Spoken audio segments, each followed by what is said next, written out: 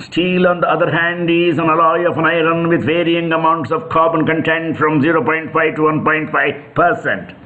Steel being an alloy and therefore not a pure element is not technically a metal but a variation on one's instead.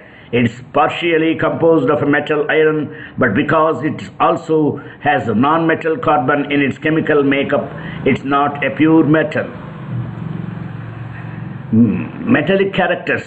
Malleability, ductility. Malleability is a substance's ability to deform under the presence of compressive stress. Examples: malleable metals are gold, iron, aluminium, copper, silver, and lead. Gold and silver are highly malleable. When a piece of hot iron is hammered, it takes in its shape of a sheet. This is called a malleability. Ductility is a measure of metal's ability to withstand tensile stress.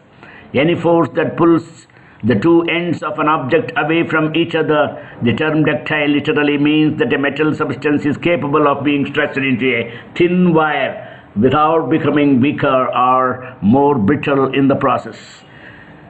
So ductile can be drawn into wires and the malleable can be drawn into thin sheets. Metallic character describes a set of chemical properties that are associated with the elements classified as metals. Metal's character depends upon the ability of the element to lose its outermost orbital electrons. The increasing metallic character, it is from top to bottom of the periodic table, and atomic radius, the ionization energy, increases from left to right of the periodic table.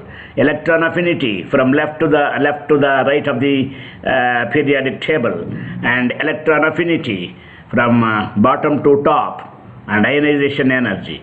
So atomic radius, these are the important factors which acts as a predominant role in the deciding factors of the characteristics of the malleable and ductile properties of metals.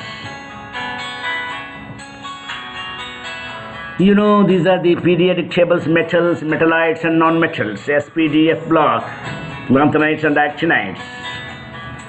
The reactivity of the series, chemical reactivity of the metals and non-metals, most reactive and the least reactive, activity series of non-metals, most reactive and the least reactive, fluorine, chlorine, bromine, oxygen, iodine, and sulfur. These are the important chemical reactivity of the metals and non-metals are concerned in the periodic table. Thank you, friends. Thank you for learning.